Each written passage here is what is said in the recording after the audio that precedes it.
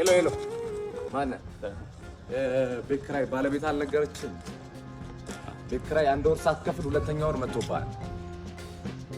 እየሞከርኩኝ ነው ትላለህ እንዴ? አትሰማም እንዴ? እየሞከርኩኝ ነው። ያንተን ቤት ኪራይ ልከፍል እየሞከርኩኝ ነው። የልጆች ትምህርት ቤት ልከፍል እየሞከርኩኝ ነው።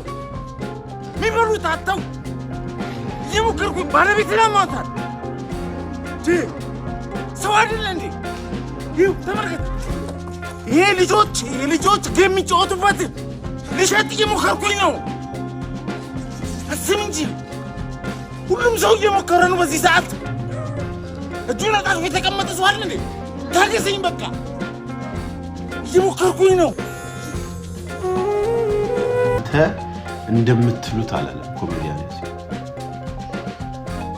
ኦኬ ኮሜዲያን ያሲኖ የተናገረውንም ኮሜዲያን ያሲኖ ስለሰራው ቪዲዮም መናገር ፈለጋችሁ፣ ኮመንት መስጠት ፈለጋችሁ። እንደ ማንኛውም ሰው ሁሉ ያለበት ስለሆነ መናገርም ፈለጋችሁ። አት ዘ ሴም ታይም ደግሞ ኮሜዲያን ያሲኖ የወሰደውን ሪስክ አንዷንም ፐርሰንት ደግሞ ለመውሰድ ፈራችሁ። ከዛ ምን አደረጋችሁት? ኮሜዲያን ያሲኖ የተናገረውን ወደ ራሳችሁ ጠምዝዛችሁ ያንን የመሰለ የአርት ስራ ያንን የመሰለ ግዙፍ ስራ ከሌቭሉ በታች አድርጋችሁ ኢንተርፕሬት አደረጋችሁ። ኦፍ ኮርስ የልጁ ስራ አንዱ ውበቱ ለኢንተርፕሪቴሽን ክፍት ነው። በተለያዩ መንገዶች ሰው ይህን ስራ ማየት ይችላል። የአርቱ ቢዩቲ እሱ ጋር ነው የሚመጣው። ምንም ያክል ለኢንተርፕሪቴሽን ክፍት ቢሆንም ግን የአርቱን ኳሊቲ በሚያወርድ መንገድ ግን ማየት ግን የለም። ለምን? ምንድነው ለማለት? ቢኮዝ ኮሜዲያን ያሲኖ እውነትን ነው ይዞ የመጣው። ኮሜዲያን ያሲኖ የሀሳብ ውጤት ነው ይዞ የመጣው። ኮሜዲያን ያሲኖ አስቦ ብቻ አልቆመም፣ ሀሳቡንም ኤክስፕረስ ለማድረግ ነው የሞከረው። እውነትን መያዝ፣ እውነትን ማሰብ፣ እውነትን መናገር ሪስክ አለው። ያንን ሪስክ ወስዶ ነው የመጣው። ያንን ሪስክ ድብና አድርጎ ወስዶ ነው የመጣው። እናንተ ግን በሁለቱም ቢላ ለመብላት ፈለጋችሁና እሱ ያለውንም መናገር አለባችሁ፣ ሪስክ ደግሞ መውሰድ አትፈልጉ። ከዛ አወረዳችሁት። ለምሳሌ አንዳንዶቻችሁ እንደ ሞቲቬሽናል ቪዲዮ ነው የወሰዳችሁት፣ እንደ ኢንስፓይሬሽናል ቪዲዮ ነው የወሰዳችሁት። በርታ፣ አይዞክ፣ እኔ በሆነ ቦታ ላይ ያለሁኝ እንደዚህ ሆኜ ነበረ የማያልፍ ምናምን ያለውላ አለ። አንዳንዱ ደግሞ ለምሳሌ ብሩክ ኒውስ አሁን ለምሳሌ we are friends የፈለገ መንገድ ቢሆን ግን የፈለገ መንገዱን የያሲኖን ቪዲዮ የፈለገ በፈለከው መንገድ ማየት ብትችልም ግን ማየት አለብህ ብዬ በማስበው ላይክ አንተ ያየህበትን መንገድ ሽንጤን ገትሬ ነው መከራከር with all due respect ፍሬንድሺፕነታችን ጓደኝነታችን የኢንተርኔት መተዋወቃችን እንዳለ ሆኖ ሐሳብን በሐሳብ ሽንጤን ገትሬ ነው መከራከር። ለምሳሌ ምን ብለሃል አንተ? ጥፋታችንን ለማረም ጥፋታችንን ለማስተካከል እየሞከርን ነው አለ አይነት ነገር ነው የወሰደው። አከራዩ ላይ የሚጮህ ተከራይ ጥፋቱን ያመነ ተከራይ በኑሮ ተስፋ የቆረጠ ተገፍቶ በቃኝ ያለ ሰው ነው ባይዘው በዛ ደረጃ እብድ በሚመስል ድምጽ አከራዩ ላይ የሚጮህ የምን ጥፋት ነው? ማን እጁን አጣምሮ ቁጭ አለ ብሏል እኮ ባይዘው እየሞከርን ነው እኮ ማለት እየሰራን ነው እየለፋን ነው። ብለፋም ብሰራም ልጆቼን ማስተማር አልቻልኩም። ብለፋም ብሰራም የታመመችውን ሚስት ማሳከም አልቻልኩም። ብለፋም ብሰራም የቤት ኪራይ መክፈል አልቻልኩም። this is the reality። ይሄ ይኸውልህ እናንተ ባያችሁት እንደ ኢንስፒሬሽናል ወይ ደግሞ ጥፋቱን ለማረም እየሞከረ እንዳለ ሰው አይነት ቪዲዮ ቢሆን ኖሮ ባይዘው በዚህ ደረጃ ሰው ኢንጌጅ አያደርግም ነበር። በዚህ ደረጃ ሰው አያየውም ነበር። ኖ ዘፍ አድርጎ ማለት ነው እንደዚህ ዘፍ አድርጎ ተሸክሞት የመጣው እውነት ስላለ ፎር ዛት ማተር ባይዘው ያሲኖ ከሰራቸው ቪዲዮዎች ይሄ የተሻለ ቪዲዮ ነው አይደለም ባይዘው በፕሮዳክሽን ኳሊቲ ብትል፣ በስክሪፕት ኳሊቲ ብትል፣ በአክቲንግ ብትል ከዚህ በላይ ጊዜ ፈጅቶበት ከዚህ በላይ ሰዓት ፈጅቶበት ከዚህ በላይ የኤዲቲንግ የቪዲዮግራፊ የምን ክህሎቶችን የሚጠይቁ ምርጥ ኳሊቲ ቪዲዮዎችን ሰርቷል። ከዚህ በላይ ማለት ይሄኛው በተለየ ሁኔታ ግን በዚህ ደረጃ እንደ ሲምቦል እንደ ኢኮኖሚክ ሲምቦል የተወሰደበት ምክንያት እውነትን የዚህ ቪዲዮ ኃይሉ የቪዲዮግራፊ ብቃት አይደለም። ፎር ዛት ማተር የስክሪፕት ብቃቱ ላይ አይደለም። አክቲንግም ከዚህ የተሻለ ፐርፎርም አድርጓል። የዚህ ቪዲዮ ብቃቱ እውነትን ይዞ ስለመጣ የምን እውነት የሪያሊቲው የሀገራችን የኢኮኖሚ ጉዳይ ይሄ ባይዘው ላደለው ሀገር ባይዘው ማለት ነው። ከቪዲዮ አልፈክ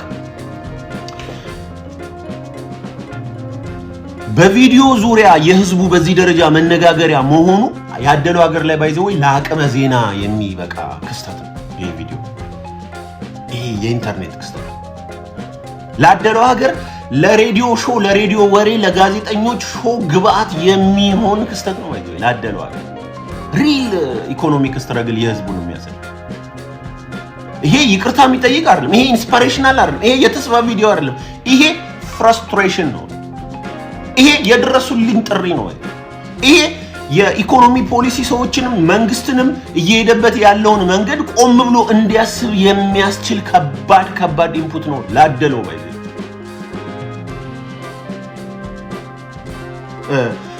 ላይክ ኮሪደር ሎጅ ምናምን ኖ ሪሊ ሰው ሰፈር እያደረገ ነው። ኢኮኖሚው ስትረግል እያደረገ ነው። ከቀን የኑሮ ውድነት በጣም ከፍ እያለ ነው። ሰው ልጁን ማሳደግ አቅቶታል። ልጁን ትምህርት ቤት መላክ አቅቶታል። ኑሮ በከባድ ሁኔታ እየተመታ ነው። የመንግስት ብቃት ደግሞ የሚገለጸው ባይዘው የእንቁላልና የቲማቲም ድንችን የሽንኩርትን ዋጋ በማስተካከል ነው እንጂ በየመንገዱ ሎጅ በመስራት አይደለም። አሁን ትራምፕ ሄደ አሁን ደረቱን የሚነፋው እኔ ስልጣን ሳልይዝ በፊት የእንቁላል ዋጋ ይሄን ነበር፣ እኔ ስልጣን ሳልይዝ በፊት የቲማቲም የሽንኩርት ዋጋ ይሄን ነበር፣ እኔ ከመጣው በኋላ አስተካክየዋለሁ። ደረት የሚነፋው በእንደዚህ አይነት ሪል ኢኮኖሚዎች ላይ ሪል ኢኮኖሚው በእንደዚህ ሁኔታ ሰው በእንደዚህ ሁኔታ እያለ አንዴ ሎጅ አንዴ ኮሪደር አንዴ መብራት ስትል በምን መሰለ የሚመሰለው የክሪስማስ ኢኮኖሚክ ፖሊሲ ይባላል። ክሪስማስ ጽዱ ላይ ተጨንቀክ አንዴ ጽዱን በብልጭልጭ አንዴ ጽዱን በተለያዩ እንትኖች ዲኮር አድርገው ምናምን ቤት ሲገባ ግን እንኳን አደረሳችሁ ብሎ ሰው ሲመጣ ኦር ልጅክ አባዬ በዓለው ዛሬ ምናምን ብላ ስትመጣ አዎ በዓለው ይው ክሪስማሱን ትላለህ በባዶ ብረት ድስት ማለት ሃፒ ክሪስማስ ስትላት ከዛ በኋላ የምን አባ ክሪስማስ ነው? ድስቱ ባዶ ነው፣ መሶቡ ባዶ ነው። ሰው ስትረግል እያደረገ ነው። በዚህ ኢኮኖሚ ሁኔታ ውስጥ ብቅ ይልልህና ፌስታል ካሁን በኋላ ተከልክሏል ትላለህ። ሪሊ እኔን የሚያሳስበኝ ነው። ችግር እኮ አለ ባይዘው ችግር ነገም ይኖራል፣ ከነገ ወዲያም ይኖራል። የክላይሜት ችግር ከነገ ወዲያ ይኖራል። የፌስታል ችግር ግን በአሁን ደረጃ የፖሊሲ ሰዎቻችን፣ መሪዎቻችን፣ ፖለቲከኞቻችን ሊያስጨንቃቸው የሚገባው ሪል ኢኮኖሚክ ሲቹዌሽን ነው ወይስ ፌስታል? ከባድ የሆነ መተላለፍ ህዝቡ በዚህ ጋር ነው፣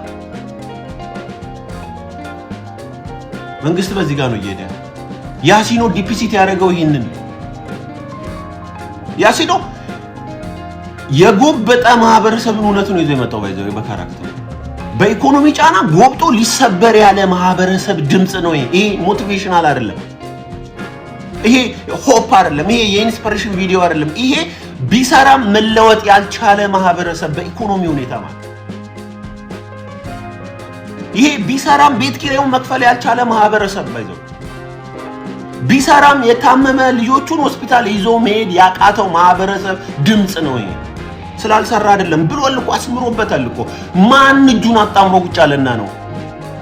ካልሰነፍክ እየሰራ ከሆነ በዚህ ደረጃ የቤት ኪራይ መክፈል የማትችል ከሆነ የቤት ዕቃን አውጥተህ የምትሸጥ ከሆነ እየሰራህ ማለት